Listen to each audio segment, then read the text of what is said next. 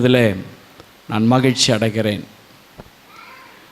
எனக்கு அன்பானவர்களே, வேதத்திலிருந்து ஒரு பகுதியை வாசித்து ஆண்டவர் காண்பித்த சில காரியங்களை நான் விளக்கி காண்பிக்க விரும்புகிறேன்.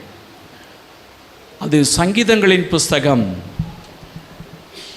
118வது சங்கீதம் 23வது வசனத்தை வாசிக்கும் பொழுது அது எல்லாருக்கும் தெரிஞ்ச ஒரு வசனம். வாசிக்கலாம்.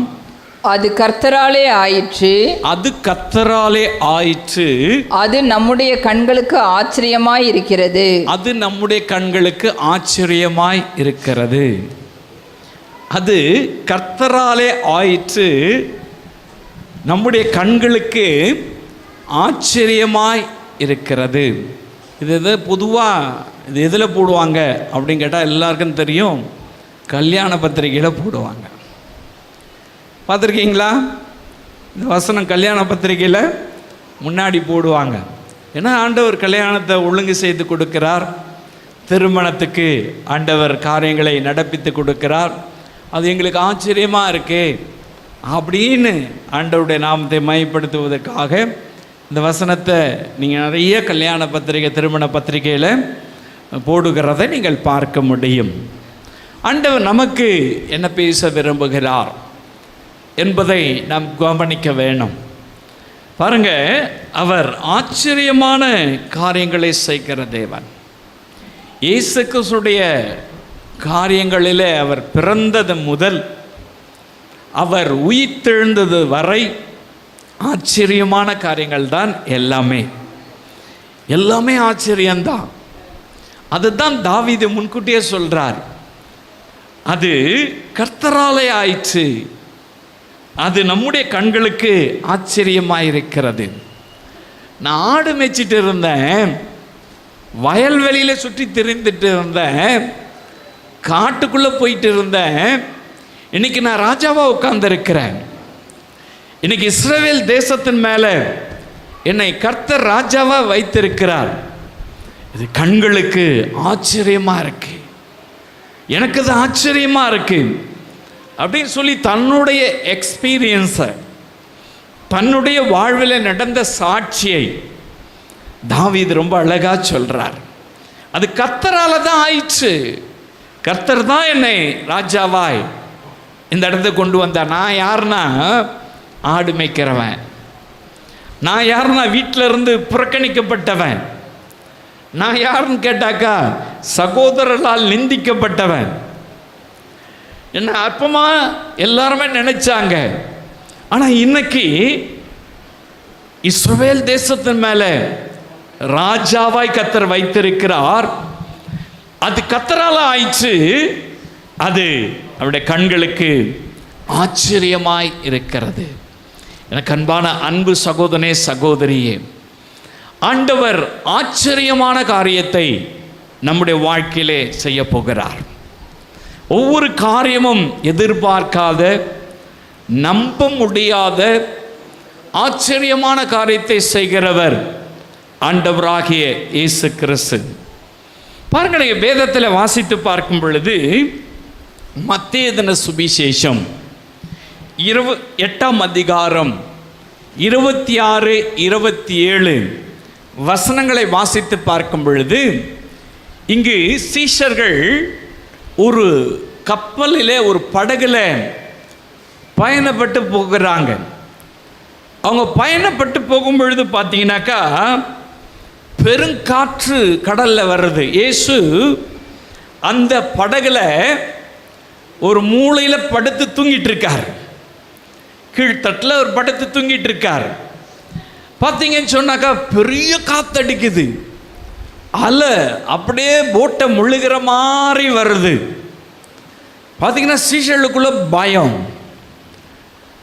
இயேசுவை எழுப்புறாங்க போய், ஐயோ நாங்கள் சாகிறோமே, நாங்கள் மடிந்து போகிறோமே, பயமா இருக்குது, அமைதியில் இல்லாமல் இருக்கிறோமே, மிகுந்த மன உளைச்சலோடு இருக்கிறோமே, மரணம் கிட்ட வந்துடுச்சு போல இருக்குது, இதை கண்டுகொள்ள மாட்டீங்களா அப்படின்னு இயேசுவை எழுப்பி முறையிடுறாங்க. இயேசு அற்ப விசுவாசிகளை எது வரைக்கும் நான் உன் கூட இருப்பேன் அப்படின்னு சொல்லிட்டு வாசிக்கலாம். அதற்கு அவர் அற்ப விசுவாசிகளே ஏன் பயப்படுகிறீர்கள், ஏன் பயப்படுறீங்க என்று சொல்லி எழுந்து காற்றையும் கடலையும் அதட்டினார். உடனே மிகுந்த அமைதல் உண்டாயிற்று. அந்த மனுஷர்கள் ஆச்சரியப்பட்டு இவர் எப்படிப்பட்டவரோ காற்றும் கடலும் இவருக்கு கீழ்ப்படுகிறதே என்றார்கள். எல்லாரும் ஆச்சரியப்படுறாங்க. கொஞ்ச நேரத்துக்கு முன்னாடி பார்த்தீங்கன்னாக்கா இயேசுவை போய் எழுப்புறாங்க. நாங்கள் மடிந்து போகிறோமே, நாங்கள் செத்து போகிறோமே, நீங்கள் தூங்கிட்டு இருக்கீங்களே கவலை இல்லாம அப்படின்னு சொல்லி இயேசுவை போய் எழுப்புறாங்க. இப்போ பார்த்தீங்கன்னாக்கா இயேசு காற்றையும் கடலையும் இறையாதே அமைதலாயிரு, கொஞ்சம் குவைட்டாரு, ஒன்றும் சத்தம் போடாத, இறையாத, சத்தம் போடாத, அமைதலாயிரு அப்படின்னு ஒரு கமாண்ட், ஒரு கட்டளை கொடுக்கிறார். அவ்வளவுதான். காற்றும் கடல் அப்படியே நின்று போச்சு, அமைதல் உண்டாயிற்று. அதை பார்த்துட்டு இருந்தவங்க, அந்த ஜனங்கள், அதை பார்த்துட்டு இருந்த சீஷர்கள் ஆச்சரியப்படுகிறார்கள். எனக்கு அன்பான அன்பு சகோதரனே, சகோதரி, அவர் எப்படி ஆச்சரியப்படுத்துவார் தெரியுமா? உங்க வாழ்வில் அமைதலை உண்டாக்கி ஆச்சரியப்படுத்துவார். அலை போல பெரிய பிரச்சனைகள் வரலாம், அலை போல முழுகி போகிற மாதிரியான சம்பவங்களை நீங்க பார்க்கலாம்.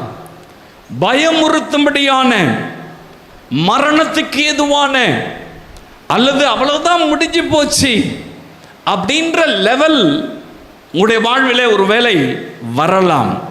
சீஷர்கள் வாழ்வில் அப்படித்தான் வந்தது. அவங்க பயந்து நடுங்கிறாங்க, அமைதல் இல்லாம இங்கங்கும் ஓடி இருப்பாங்க.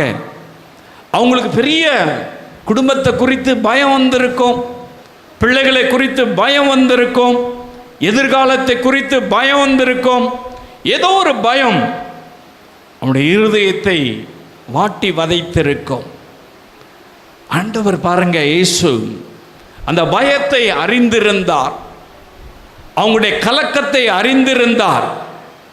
அற்ப விசுவாசிகளே ஏன் பயப்படுறீங்க அப்படின்னு சொல்லிட்டு இறையாத அமைதலாரன்னு இயற்கைக்கு கட்டளை கொடுக்கிறார், மனிதனுக்கு அல்ல, ஒரு நபருக்கு அல்ல. காற்றையும் கடலையும் இறையாத அமைதலாரனாக்கா எங்கன்னா கேட்குமா? அதுக்கு எதனா சென்ஸ் இருக்கா? அதுக்கு எதனா மூளை இருக்கா? அது எதாகிலும் பாருங்க செயல்பட முடியுமா? ஒன்றும் லாங்குவேஜ் தெரியுமா? ஒன்றும் வாய்ப்பே கிடையாது.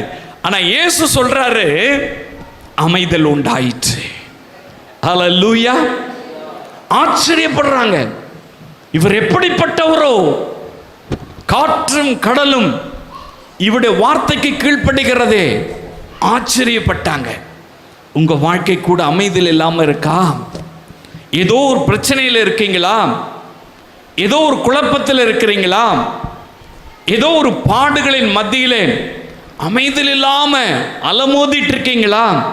அது ஒருவேளை வியாதியா இருக்கலாம், அது ஒருவேளை கடன் பிரச்சனையா இருக்கலாம், அது ஒருவேளை ஏதோ ஒரு குழப்பம் குடும்பத்தில் இருக்கலாம், அல்லது வழக்குகளாக இருக்கலாம், அல்லது சொத்து பிரச்சனையா இருக்கலாம், அல்லது பிசாசினால் அந்த உபத்திரவங்களாக இருக்கலாம். அமைதல் இல்லாத ஜீவனம், ஒரு பீஸ்ஃபுல் மைண்ட் இல்லை, சமாதானமே இல்லை, அமைதல் இல்லாமல் ஒரு வேளை நீங்க வாழ்ந்து கொண்டிருக்கிறீங்களா? இயேசு ஆச்சரியப்படும்படியாய், அது அவர் கண்களுக்கு ஆச்சரியமாயிற்று, அது கர்த்தராலே ஆயிற்று, அது அவர் கண்களுக்கு ஆச்சரியமாக இருக்கு. இந்த சீஷர்களும் அங்க இருக்கிற ஜனங்களும் அவருடைய கண்களுக்கு ஆச்சரியமா இருக்கு. இயற்கை அவருடைய வாழ்விலே அவர் சொன்ன மாத்திரத்திலே கீழ்ப்படுகிறதே என்று அவர்கள் ஆச்சரியப்பட்டார்கள். அந்த இயேசு இன்றைக்கும் ஜீவனுள்ளவராயிருக்கிறார். இன்றைக்கும் உடைய வாழ்விலே காணப்படுகிற எல்லா பிரச்சனையும் அமைதலாயிருந்து இயேசுவின் நாமம் அதட்டி ஆள முடியும். அமைதலை தர முடியும். ஒரு பீஸ் ஆஃப் மைண்ட் தர முடியும்.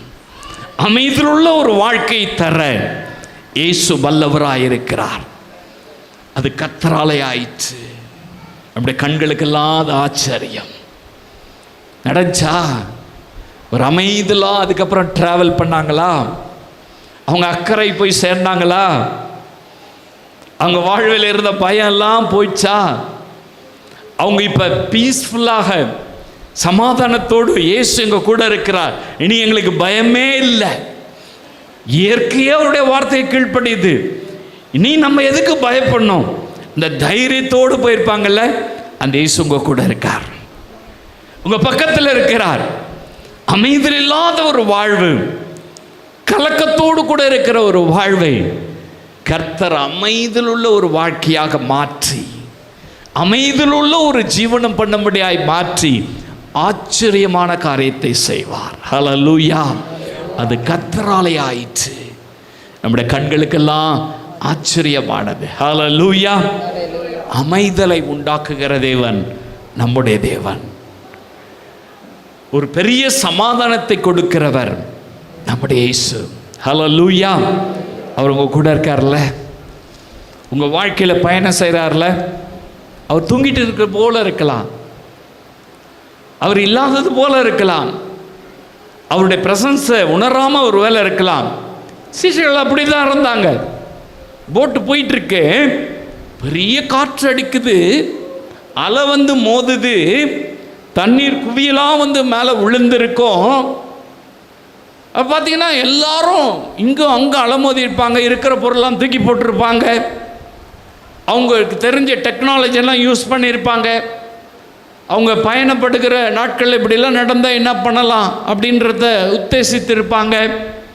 அங்கே போட்டு ஓட்டுற அந்த கேப்டன் அந்த மாலுமிகிட்ட இப்படியெல்லாம் இருக்குது என்ன பண்ணுறதுன்னு கேட்டிருப்பாங்க.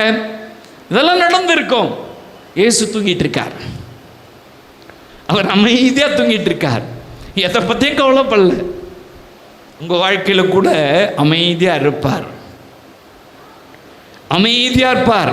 நீங்கள் போகிற பாதையில், நீங்கள் நடக்கிற பாதையில் ஒரே பிரச்சனையாக இருக்கும், ஒரே கலக்கமாக இருக்கும், ஒரே பயமாக இருக்கும். இன்னும் நடக்குது, அவ்வளோதான், முடிஞ்சிச்சு அப்படின்னு நினச்சி நீங்கள் ஓடிட்டு இருக்கலாம். பிரியமான அன்பு சகோதரனே சகோதரியே, தூங்கிட்டு இருந்தவர் எழுந்தார். அற்ப விசுவாசிகளை ஏன் பயப்படுறீங்க? நான் வல்லமையுள்ள தேவன் என்பது உங்களுக்கு தெரியாதா? இயற்கையின் மேல் அதிகாரம் உள்ளவர் என்பதை தெரியாதா? உன் வாழ்க்கையில் வீசுகிற புயலை என்னால் அடக்க முடியாதா? உன் வாழ்க்கையில் உண்டாகிற இப்படிப்பட்ட கலக்கங்களை என்னால் மாற்ற முடியாதா?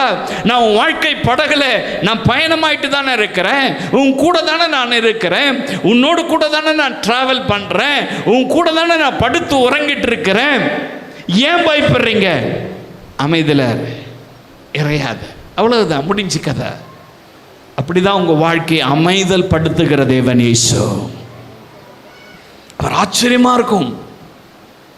இவர் யாரோ, எப்படிப்பட்டவரோ தெரியலையே, ஆச்சரியம். அது கர்த்தரால் ஆயிற்று. நம்முடைய கண்களுக்கெல்லாம் ஆச்சரியம். இயற்கை அமைதலாவதே, காற்றும் கடலும் அவர் சொல்ற ஒரே ஒரு வார்த்தைக்கு கீழ்ப்படியுதே. அப்ப பாருங்க, அவங்களுக்கு ஆச்சரியம்.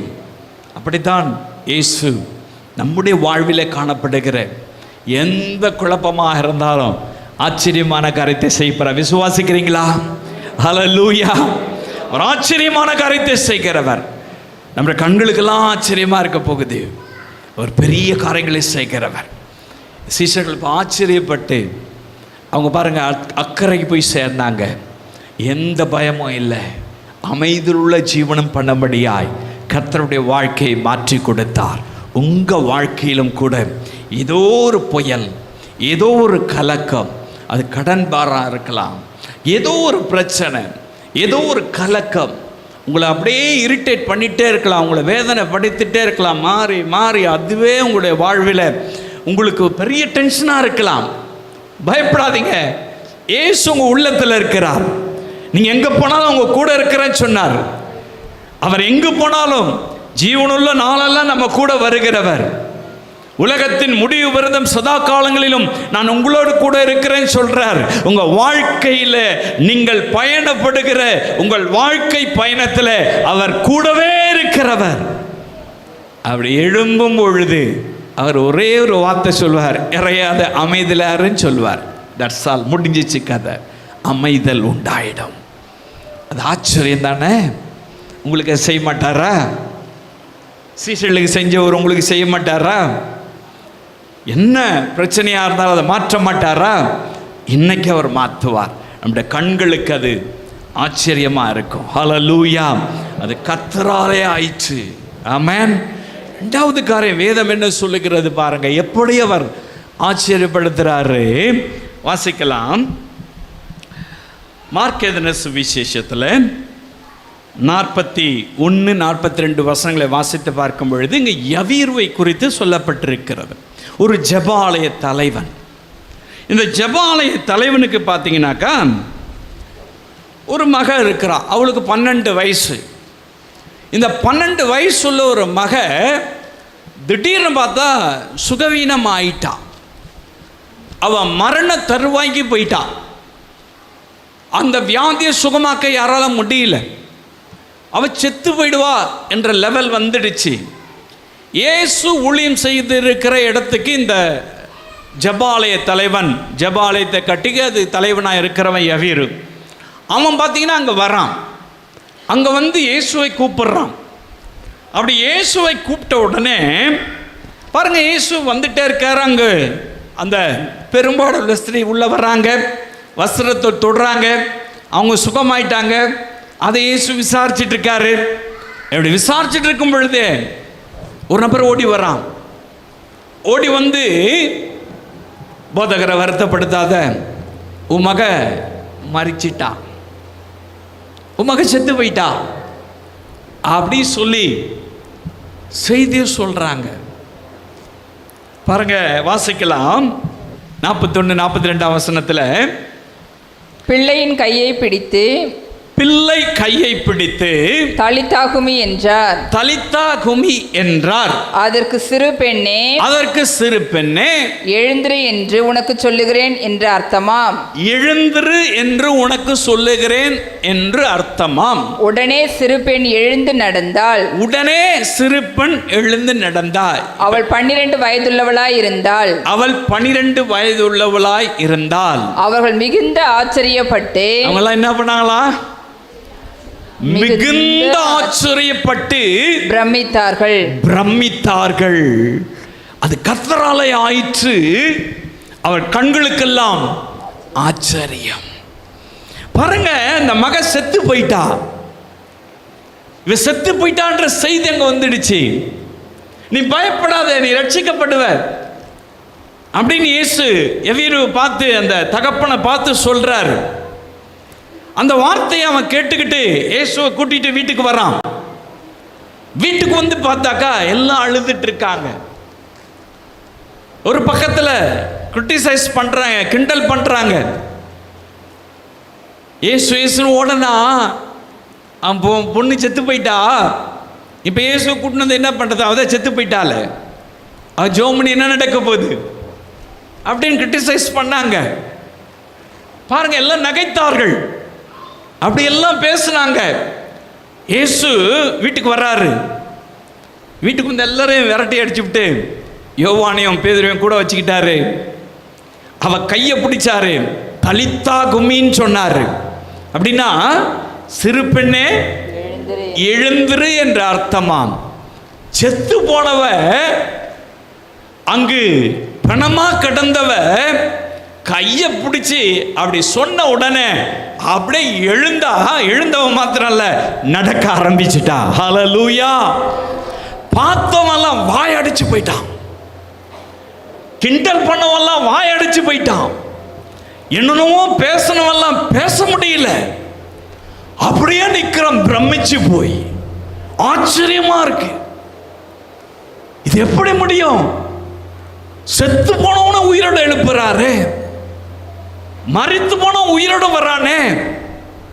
ஆச்சரியம் தானே, ஆச்சரியம் தானே. நீங்க சயின்டிஸ்டுங்க கண்டுபிடிக்கிறாங்களாம், மனுஷன் சாவாம இருக்கிறதுக்கு என்ன பண்ணலாம், ஆராய்ச்சி பண்றானா. அவன் ஒன்றும் கண்டுபிடிக்க முடியாது, அது ஒன்றும் நடக்காது. ஹல்லேலூயா. என் தேவனுக்குத்தான் அந்த அதிகாரம் உண்டு. அவர்தான் ஆச்சரியமான காரியங்களை செய்கிறவர். மரித்தவனை உயிரோடு கூட எழுப்புகிற வல்லமை இயேசுவின் நாமத்துக்கு மாத்திரம்தான் உண்டு, எந்த சயின்ஸுக்கும் கிடையாது. ஹல்லேலூயா. பாருங்க, அதுதான் நடக்குது. அவ 12 வயசு பொண்ணு எழுந்து நடக்கிறா, செத்து போனவ. ஆச்சரியமா இருந்திருக்குமா, இருந்திருக்காதா? நம்ம வீட்டு பக்கத்தில் எதனா நடந்திருந்தா என்ன பண்ணிருப்போம்? ஐயோ இப்படி நடந்துச்சு, வாழ்நாளெல்லாம் பேசி பேசி தீர்த்திருப்போம். அந்த ஜனங்க அப்படிதான் பண்ணியிருப்பாங்க. அவங்களால நம்பவே முடியல, அவங்களால ஏற்றுக்கொள்ளவே முடியல. எல்லாம் அப்படியே பிரமிச்சு போய் எல்லாரும் வாயை திறக்க முடியாம ஆச்சரியப்பட்டு நின்றாங்க. அது யாரால் ஆயிற்று தெரியுமா? கர்த்தரால் ஆயிற்று. அவருடைய கண்களுக்கெல்லாம் ஆச்சரியம். ஹல்லேலூயா, ஹல்லேலூயா. ஏதோ ஒரு காரியம் முடிஞ்சு போச்சு சாப்டர். அதுக்கு இனிமே உயிரே கிடையாது, இனி திரும்ப வரப்போறதே கிடையாது. ஜெபம் பண்ணி ஒன்றும் நடக்கல, இயேசுவை கூட்டின்னு வரும்பொழுதும் ஒன்றும் நடக்கல, இயேசுட்ட சொல்லி ஒன்றும் நடக்கல. இதுக்கு மேல என்ன நடக்க போகுது அப்படின்னு நினைக்கிறீங்களா? எல்லாம் முடிஞ்சிச்சுன்னு நினைக்கிறீங்களா? முடிந்ததை துவக்குகிறவர் தான் இயேசு. ஹல்லேலூயா. முடிந்து போன ஒரு சாப்டர், முடிந்து போன ஒரு சரீரம், முடிந்து போன ஒரு உயிர், எங்கேயோ போன ஒரு ஆத்மா, அதை உயிர்ப்பித்து இயேசு நடக்க செய்ய வல்லமையாக இருக்கிறபடினால் அது நம்முடைய வாழ்விலே ஆச்சரியத்தை கொண்டு வரும்.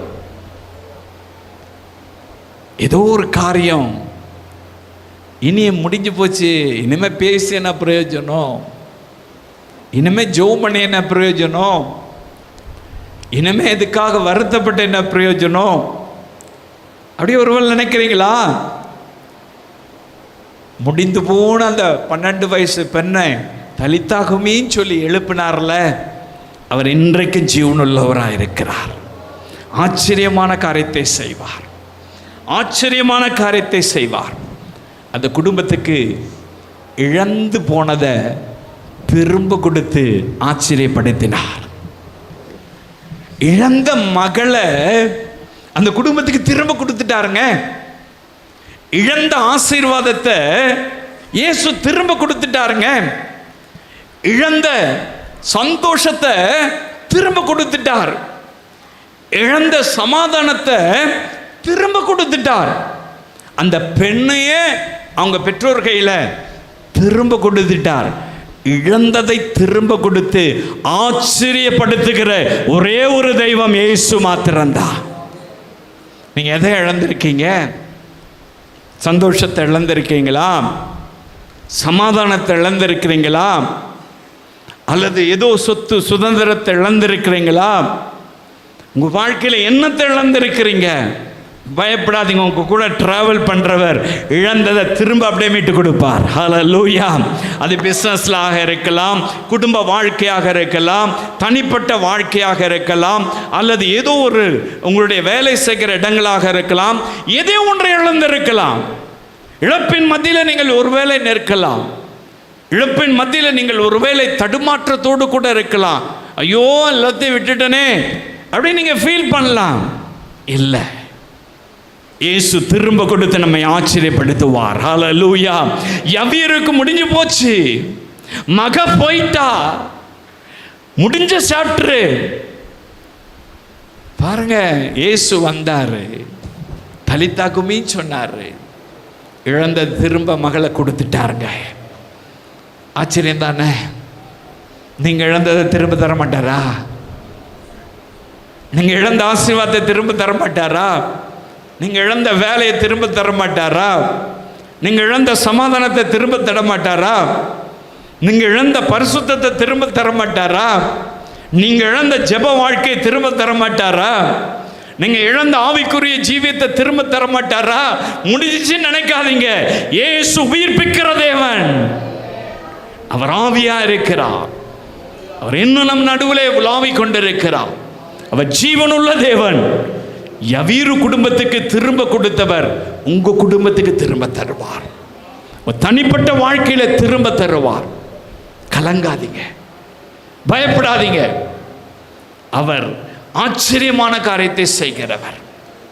அது கர்த்தராலே ஆயிற்று. இந்த கண்களுக்கெல்லாம் ஆச்சரியம். அது கர்த்தராலே ஆயிற்று. நம்முடைய கண்களுக்கெல்லாம் ஆச்சரியம். அந்த குடும்பம் ஆச்சரியப்பட்டிருக்கல்ல, அவங்க சுற்றி இருந்த ஜனங்கள்லாம், அந்த ஊரெல்லாம் ஆச்சரியப்பட்டிருக்கல்ல, சர்ப்ரைஸாக இருந்திருக்கும். எப்படி இது முடிஞ்சிச்சு? எப்படி இது நடந்தது? நேருக்கு நடக்குது.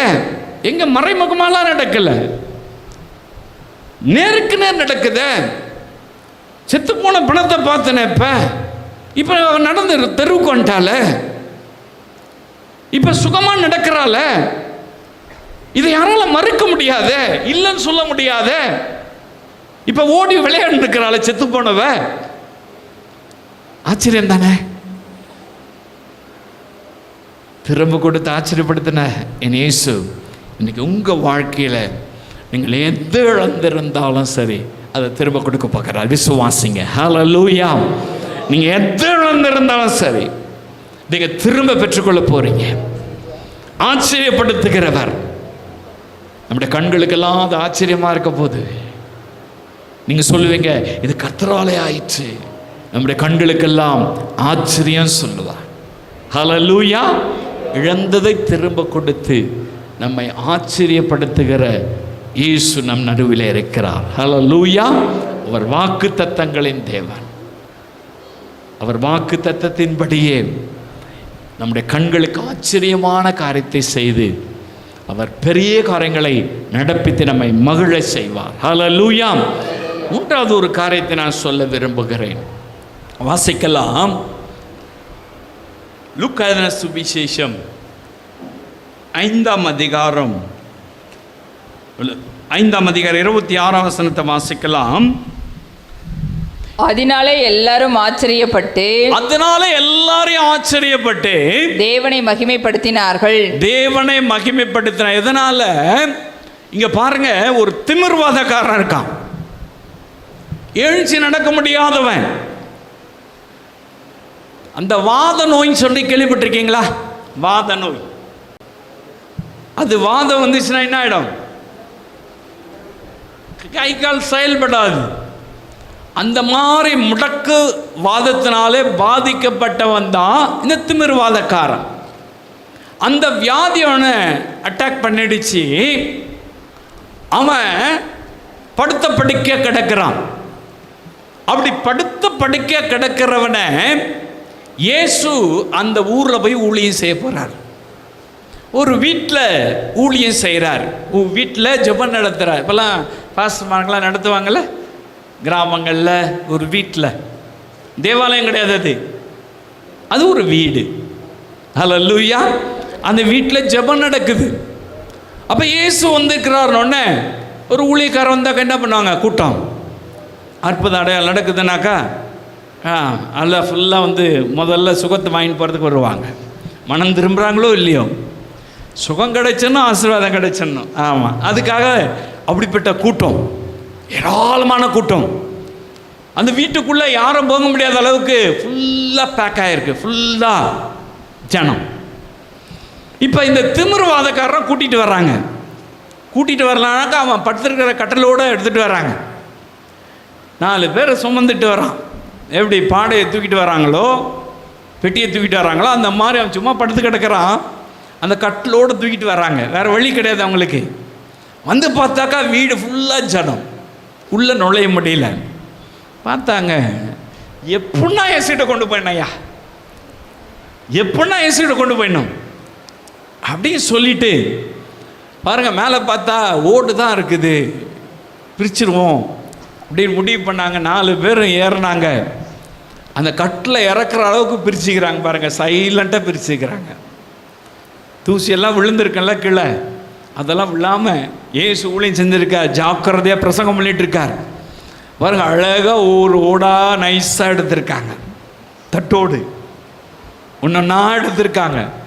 அப்படி எடுத்து கட்டிலுக்குள்ளே இறக்குற அளவுக்கு ஓப்பன் பண்ணிட்டாங்க. ஓப்பன் பண்ணி கயிறை கட்டி இயேசு ஊழியம் செஞ்சுட்டு இருக்கார், அவருக்கு முன்னாடி கொண்டு வந்து படுக்க வச்சிட்டாங்க. ஹல்லேலூயா. இப்போ பாருங்க, திமிர்வாதக்காரன் முன்னாடி படுத்து கிடக்கிறான். இயேசு பார்க்கிறாரு, மகனே திடன்கொள், பயப்படாது, திடன்கொள் அப்படின்னு சொல்லிட்டு அவனை பார்த்து சொல்றார், உன் பாவங்கள் உனக்கு மன்னிக்கப்பட்டதுன்னு சொல்றார். அங்க இருக்கிறவங்களாம் சொல்றாங்க, இவர் எப்படி பாவத்தை மன்னிக்க அதிகாரம் இருக்கு, இவர் எப்படி பாவங்களை மன்னிக்க முடியும் அப்படின்னு சொல்லி பெரிய இப்பெல்லாம் பிரச்சனை பண்ற மாதிரி. அப்போ இயேசுக்கும் பிரச்சனை, இவர் எப்படி செய்யணும், தலைமையில எப்படி கை வச்சு ஜெபம் பண்ண முடியும் இப்பெல்லாம் கேட்பாங்க சிலர். அவருக்கு என்ன அதிகாரம் இருக்குது? கர்த்தர் கொடுத்திருக்கிறார் அதிகாரம், பிதாவாகிய தேவன் இயேசுக்கு கொடுத்திருக்கிறார் அதிகாரம். அவர் பார்த்தீங்கன்னாக்கா பாவங்களை மன்னிக்க அதிகாரம் அவருக்கு இருக்கு. அதனால என்ன பண்ணிட்டாரு, இந்த வியாதி பாவத்தினால வந்திருக்கியா, நீ பாவம் செஞ்சதுனால வந்துச்சு, உன் பாவத்தை நான் மன்னிச்சிடுறேன் அப்படின்னு சொல்றாரு. அப்படி சொன்ன உடனே அவனுக்குள்ள இருந்த அந்த பாவ காரியங்கள் மன்னிக்கப்பட்ட உடனே கால் கையெல்லாம் ஸ்டிஃபாக இருந்தது, ஃப்ளெக்சிபிளாக ஆயிடுச்சு, வளைய ஆரம்பிச்சிருச்சு, செயல்பட ஆரம்பிச்சிருச்சு. டக்குன்னு எழுஞ்சான், அந்த கட்டில் தூக்கிட்டான், நடன்னு சொன்னார், நடந்து போயிட்டான். ஹல்லேலூயா. அங்கு கூட்டத்தில் இருந்தாங்க பாருங்க, அந்த வீட்டுக்குள்ளே இருந்தாங்க பாருங்க, அந்த வீட்டுக்கு வெளியில் இருந்தாங்க பாருங்க, எல்லாரும் ஆச்சரியப்பட்டாங்களா, எல்லாரும் ஆச்சரியப்பட்டாங்க. ஹல்லேலூயா. இயேசு செய்த அற்புதத்தை கண்டு எல்லாரும் ஆச்சரியப்பட்டாங்க. உங்க வாழ்க்கையில கூட இயேசு செய்ய போகிற அதிசயத்தை கண்டு உங்க பக்கத்து வீட்டில் இருக்கிறவங்க, எதிர் வீட்டில் இருக்கிறவங்க, உங்க சபை விசுவாசி, உங்களோடு கூட வேலை செய்கிறவங்க, உங்களோட ஃப்ரெண்ட்ஸு எல்லாரும் ஆச்சரியப்பட போறாங்க. அப்படி ஆச்சரியப்படும்படியான காரியத்தை செய்கிறவர் தான் இயேசு. திமிர்வாதக்காரன் எழுஞ்சி நடக்கும் பொழுது அங்க ஒரே கூட்டம், அந்த கூட்டம் எப்படி ஆர்ப்பரிச்சிருக்கும் பார்த்துங்க, எவ்வளவு சத்தம் போட்டிருப்பாங்க பார்த்துங்க, கத்தி இருப்பாங்கல்ல, அப்படியே கிரவுடு கத்தி இருக்கும், ஆச்சரியப்பட்டு நிற்கிறாங்க. அவங்க எல்லாரும் ஆச்சரியப்பட்டாங்களாம். கண்ணுக்கு முன்னாடி நடக்குதுல்ல அற்புதம், கண்ணுக்கு முன்னாடி பாவம் மன்னிக்கப்பட்டதில்ல, கண்ணுக்கு முன்னாடி தூக்கிட்டு வந்தவன் அவன் போட்டிருந்த பெட்டியை தூக்கிட்டு நடக்கிறான்ல, அவ்வளவு ஸ்ட்ரென்த் வந்துருச்சு இல்ல. ஆச்சரியம் தானே, ஆச்சரியம் தானே. அற்புதங்களை செய்கிறவர் உங்க வாழ்க்கையிலும் அற்புதங்களை செய்து சுகம் தந்து விடுதலை தந்து பாவத்தை மன்னித்து ஆச்சரியமான காரியத்தை செய்ய போகிறார். ஹல்லேலூயா. அது கர்த்தராலே ஆயிற்று. பாவங்களை மன்னிக்க அவருக்கு மாத்திரம்தான் அதிகாரம், அது கர்த்தராலே மாத்திரம்தான் முடியும். அது ஆண்டவராக இயேசு கிறிஸ்துவின் நாமத்தினாலே, இயேசு கிறிஸ்துவின் ரத்தத்தினாலே மாத்திரம்தான் முடியும். ஒரு மனிதன் பாவத்தை மன்னிக்க முடியாது. அது நீ என்னதான் படிச்சுட்டு வந்தாலும் சரி, நீ எவ்வளவுதான் பரிசுத்தமானா இருந்தாலும் சரி, நீ எவ்வளவுதான் ஜெபிக்கிறவனா இருந்தாலும் சரி, பாவத்தை மன்னிக்கிறதுக்கு ஒரு மனுஷனுக்கு அதிகாரம் கிடையாது. பாவத்தை மன்னிக்க ஒரே ஒருவருக்கு தான் அதிகாரம் உண்டு, இயேசுக்கு மாத்திரம்தான் அதிகாரம் உண்டு. அவர் நமக்காக சிலுவையிலே தன்னுடைய இரத்தத்தை சிந்தி, சிலுவையை சுமந்து, பாடுகளை அனுபவித்து, மரித்து, 3வது நாள் எழுந்த ஒரு மெய்யான தேவன், பாவத்தை மன்னித்து ஒரு மனிதனுடைய வாழ்விலே அற்புதத்தை செய்து மனமாற்றத்தை கொண்டு வந்து ஒரு மனிதனுக்கு சுகத்தை தந்து ஆச்சரியமான காரியத்தை செய்ய இயேசுவாலே மாத்திரம்தான் முடியும்.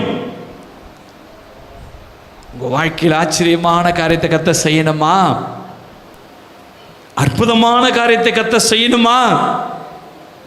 இன்னைக்கு திமிருவாதக்காரன் அவனும் பெருசே பரிசுத்தவான் கிடையாது.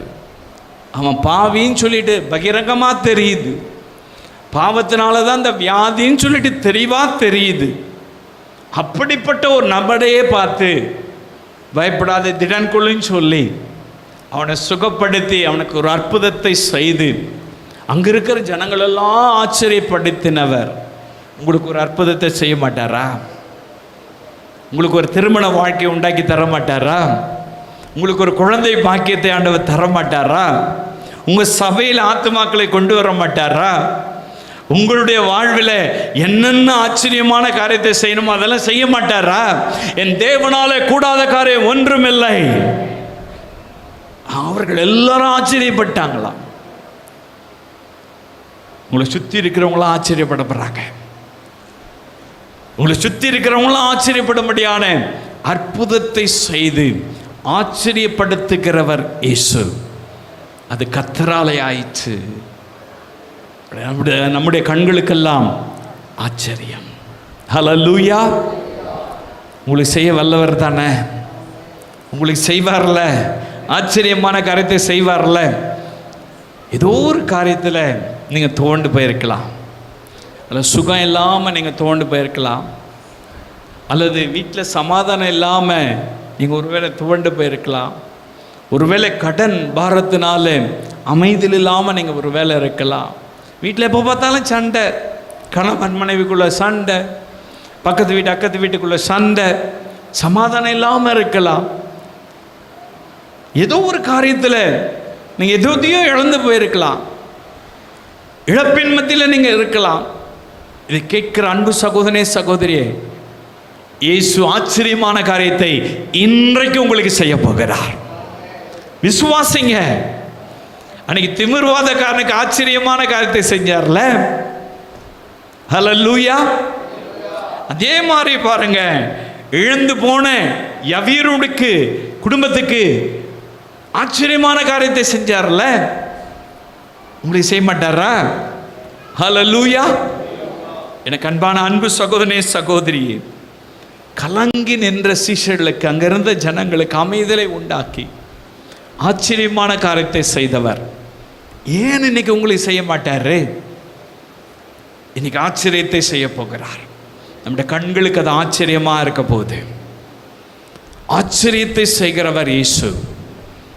பார்க்கிறவர்கள் ஆச்சரியப்பட்டு நிற்க போறாங்க. இந்த அம்மாவா, இந்த சகோதரனா, இவரா இப்படி மாறிட்டாரு, இவருக்கா இப்படி சுகம் கிடைச்சிச்சு, இவரா இப்படி இப்படி ஆண்டவருக்குள்ள வந்துட்டாரு, இப்படி வாழ்க்கை எப்படி இருந்துச்சு, ஆச்சரியப்பட்டு நிற்க போறாங்க. ஆச்சரியப்படும்படியான காரியத்தை கர்த்தர் செய்ய போகிறார். இந்த வார்த்தை பிடிச்சு கொள்ளுங்க. அது கர்த்தராலே ஆயிற்று. அது நம்முடைய கண்களுக்கெல்லாம் ஆச்சரியமாய், நம்முடைய கண்களுக்கெல்லாம் ஆச்சரியமாயிற்று. ஆண்டவரே, இன்றைக்கு என்னுடைய வாழ்விலும் கூட ஒரு ஆச்சரியமான காரியத்தை செய்க. நான் இழந்து போய் நிற்கிறேன், எனக்கு ஒரு ஆச்சரியத்தை செய்க. அமைதல் இல்லாமல் இருக்கிறேன், எனக்கு ஒரு ஆச்சரியமான காரியத்தை செய்க. இயேசுவை, எனக்கு நீர் ஆச்சரியமான காரியத்தை செய்கிறவர். அன்னைக்கு திமிர்வாதக்காரனுடைய பாவத்தை மன்னித்து அவன் வியாதியிலிருந்து சுகமாக்கி ஆச்சரியமான காரியத்தை செஞ்சீங்களே, எனக்கும் ஒரு ஆச்சரியத்தை செய்ங்க இயேசுவே. நீ இன்றைக்கும் எங்கள் மத்தியில் இருக்கீங்களே, எங்கள் வாழ்க்கை பயணத்தில் இருக்கீங்களே, எனக்கும் ஒரு ஆச்சரியமான காரியத்தை செய்ங்க. கேட்கலாமா? எழும்பி நின்று கேட்கலாமா? எல்லாரும் எழும்பி நின்று, இயேசுவே, எனக்கு ஒரு ஆச்சரியம் நடக்கணும். என் பிஸ்னஸில், என் தொழிலில், என் குடும்ப வாழ்க்கையில், என் தனிப்பட்ட வாழ்க்கையில், என் சரீரத்தில், என் சபையில், என் விசுவாசிகள் மத்தியில் ஆச்சரியமான காரியத்தை செய்யணும் இயேசுவே. ஆச்சரியத்தை செய்வேன் சொல்லியிருக்கீங்களே, அது கர்த்தராலே ஆயிற்று. நம்முடைய கண்களுக்கெல்லாம் ஆச்சரியம் சொன்னீங்களே, ஆச்சரியமான காரியத்தை செய்யுங்க ஆண்டவர். கேட்கலாமா? எல்லாம் கேட்கலாமா? தேவனுடைய வார்த்தை கேட்ட சகோதரனே சகோதரியே, நீங்கள் தான் ஆண்டவர்கிட்ட கேட்கணும். ஆண்டவரே, அன்னைக்கு சீஷர்கள் நடுவில் கடல்ல இருந்து ஒரு ஆச்சரியத்தை செஞ்சீங்களே, ஆண்டவரே இன்றைக்கு எனக்கு ஒரு ஆச்சரியத்தை செய்யுங்க அப்பா. மரித்து போன ஒரு குடும்பத்தில் ஆச்சரியமான காரியத்தை செஞ்சீங்களே, எனக்கு ஒரு அதிசயத்தை செய்யுங்க இயேசுவே. பாவத்தில் முடவனா கிடக்கிற, சப்பானியா கிடக்கிற, எழுந்து நடக்க முடியாமல் இருக்கிற அவனுக்கு ஒரு ஆச்சரியத்தை செஞ்சீங்களே. என் சரீரம் கூட அப்படி தான் இருக்குது, பலவீனத்தில் இருக்குது, சுகவீனத்தில் இருக்குது, கண்ணீரின் மத்தியில் நான் நடக்கிறேன், எனக்கு ஒரு ஆச்சரியத்தை செய்யுங்க. என் குடும்பம் இன்னும் ரட்சிப்புக்குள்ளே வரல, எனக்கு ஒரு ஆச்சரியத்தை செய்யுங்க. என் பிள்ளைங்க இன்னும் ரட்சிக்கப்படலை, எனக்கு ஒரு ஆச்சரியமான காரியத்தை செய்யுங்க. எனக்கு வருமானம் பத்தல ஆண்டவரே, எனக்கு ஒரு ஆச்சரியமான காரியத்தை செய்யுங்க. என் பிள்ளைகள் எல்லாம் இன்னும் தாறுமாறாக இருக்கிறாங்க, குடும்பத்தின் ரட்சிப்பை ஆச்சரியமாக செய்ய நீ வல்லவரப்பா, செய்யுங்க. அப்படி கேட்கலாமா? எல்லாம் வாய் திறந்து கேட்கலாமா? ஏசப்பா, இந்த சோஷியல் மீடியாவின் மூலமாய் பார்க்கிற அந்த அன்பு சகோதர சகோதரிகளுக்கு இயேசுவே இது கர்த்தராலே ஆயிற்று, நம்முடைய கண்களுக்கெல்லாம் ஆச்சரியம் என்று சொல்கிற வார்த்தையின்படி எல்லா ஜனத்துக்கு மத்தியிலும் இந்த வார்த்தையை கேட்கிற ஒவ்வொருவருக்கும் இயேசுவின் நாமத்தில் ஆச்சரியமான காரியம் நடக்கட்டும், ஆச்சரியமான செயல்கள் நடக்கட்டும். இழந்ததை திரும்ப தந்த ஆச்சரியமான காரியத்தை செய்யுங்க. அமைதியில் இல்லாத வாழ்வை அமைதியுள்ள ஒரு வாழ்வை தந்து தகப்பனே நீர் ஆச்சரியப்படுத்துங்க. இயேசுவே நீர் ஆச்சரியமான காரியத்தை இந்த வார்த்தை கேட்கிற ஒவ்வொருவருக்கும் செய்து உம்முடைய நாமத்தை மகிமைப்படுத்துவீராக. இயேசுவின் நாமத்தில் நல்ல பிதாவே.